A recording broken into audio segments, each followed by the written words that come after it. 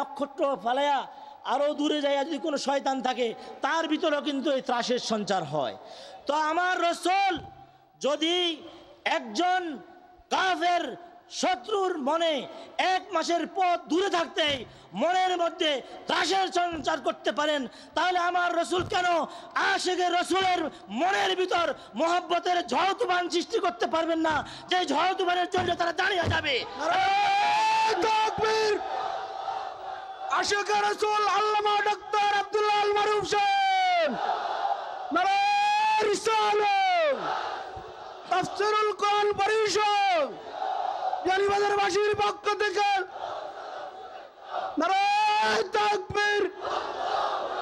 Doctor Abdullah Al মারুফ সাহেব। আমি মনের আবেগে কথা বলতে চাচ্ছি, যদি আমার একটু পরে আরেকটা দায়িত্ব আছে, সেটা হলো আমাদের সম্মানিত মেহমানদের বক্তব্য তর্জমা করা। সেই জন্য গলাকে একটু রেস্ট দেওয়ার জন্য হ্যাঁ বলবো আল্লাহুম্মা সাল্লি আলা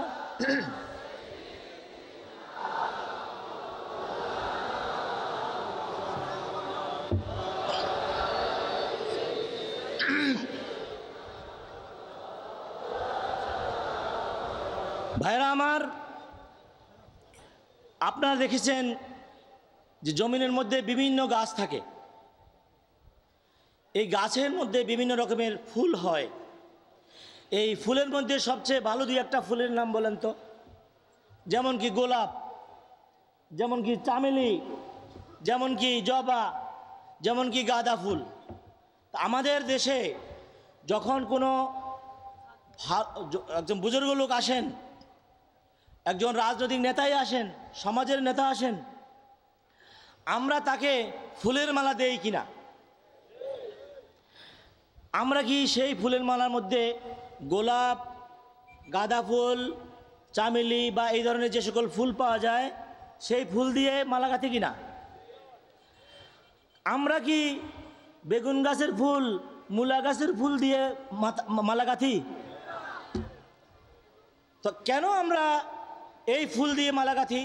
যে আমি আমার সীমিত আয়োজনে, সীমিত টাকায়, সীমিত সময়ে আমি তাকে আমার ভালোবাসা জানাইতে হলে, আমি তাকে আমার মনের আকুলতা জানাইতে হলে আমি ফুল দিয়েই পারি, আর কিছু তো আমি পারি না। আমি ফুল না দিয়ে যদি তাকে কতগুলি রসগোল্লা একটা মালা বানিয়ে দেয়, উনি খুশি হবে? রসগোল্লা ঝোল পড়েই তো জামা কাপড় নষ্ট হয়ে যাবে।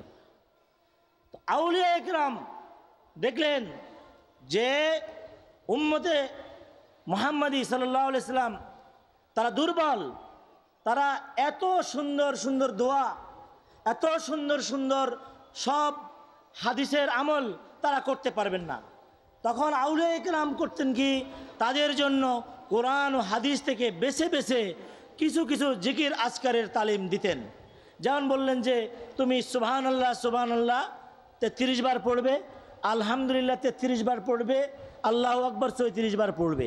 এটা পড়লে এই হবে। এইভাবে যেমন ফুলের মধ্যে সুন্দর সুন্দর ফুল দিয়ে একটি মালা গাঁথা হয়েছে, তেমনি আমাদের ওলামায়ে কেরাম, মুর্শিদের এজাম, তারা আমাদের মতো গুনাহগার দুর্বল উম্মতের জন্য আখিরাতের সম্বল হিসাবে সুন্দর সুন্দর তরিকা, শর্টকাটের ভিতর সুন্দর সুন্দর জিনিসগুলি দিয়া আমাদেরকে সবক দিয়েছেন। এই সবকটা হলো তরিকা। পড়েন সুবহানাল্লাহ। বলে যে জোরে জোরে জিকির করা জায়েজ হবে না। জোরে জোরে জিকির করলে কি হবে? কারণ জোরে জোরে জিকির করলে যারা এই জিকির শুনলে তাদের মন খারাপ হয়। হ্যাঁ, আমি একবার ছিলাম, বাংলাদেশ আর্মিতে ছিলাম।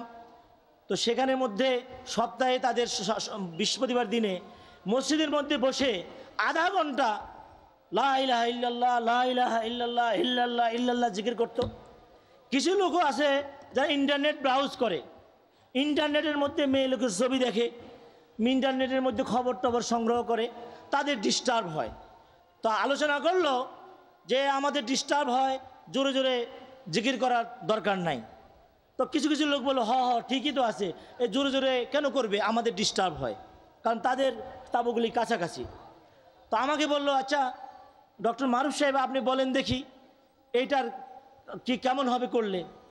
আমি কই রাত্রে 1টার সময় 1:30টার সময় বড় সাউন্ড দিয়া, এমন সাউন্ড দিয়েছে যে কয়েকটা তাঁবু থেকে শোনা যায়, মানুষ ঘুমাইতে পারে না। বলে রুব্বানে নাচে কমর দোলাইয়া, রুব্বানে নাচে কমর দোলাইয়া, রাত্রে 1:30টার সময় বড় মাইক লাগাইয়া তারা গাইতে পারে, আর আল্লাহু আকবার আল্লাহু আল্লাহু বললেনি তাদের ডিস্টার্ব হয়। সবাই স্তম্ভিত হয়ে গেল, কারণ আমার কথাটা তো অত মসৃণ ছিল না। এবং তখনই বলল, না এই জিকির চলবে। সুবহানাল্লাহ। কয় যে আফদালুজ যিকরে কাউলু লা ইলাহা ইল্লাল্লাহ, হাদিসের মধ্যে আছে যে কি সবচেয়ে উত্তম জিকির হলো লা ইলাহা ইল্লাল্লাহ। কাউল মানে বলা। বলা কাকে বলে? বলা কি আপনি মুখ এভাবে মুখ বন্ধ করলে বলা হয়? হ্যাঁ, যে মনে মনে বলিলাম আমি আজকে রসগোল্লা খাবো, সেটা হলো এক বলা। এখানে বলছে বলা, তো বলতে হলে তো মুখটা খুলতে হবে না? তাহলে কাউল লা ইলাহা ইল্লাল্লাহ যখন বলছে, তখন এই লা ইলাহা ইল্লাল্লাহকে জোরে জোরে বলার ইজাজত হয়ে গেছে। বলেন সুবহানাল্লাহ। হাদিসের মধ্যে আছে মান ক্বালা লা ইলাহা ইল্লাল্লাহ দাখালাল জান্নাহ, যে ব্যক্তি লা ইলাহা ইল্লাল্লাহ বলবে জান্নাতে যাবে। তাহলে বলা অর্থ কি? বলা তার উচ্চারণ করতে হবে না? সব কিছুই তারা জানে, কিন্তু তরিকতের প্রশ্ন আসলে, যখন জিকিরের প্রশ্ন আসবে তখন এইগুলি করে। কারণ এক একটা লোকের পিছনে হাজার হাজার শয়তান থাকে, শয়তানের নাতি পুতি, তস্য পুত্রী এগুলি থাকে।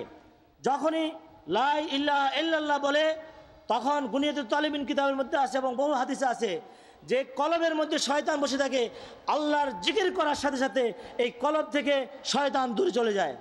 তো শয়তানের যদি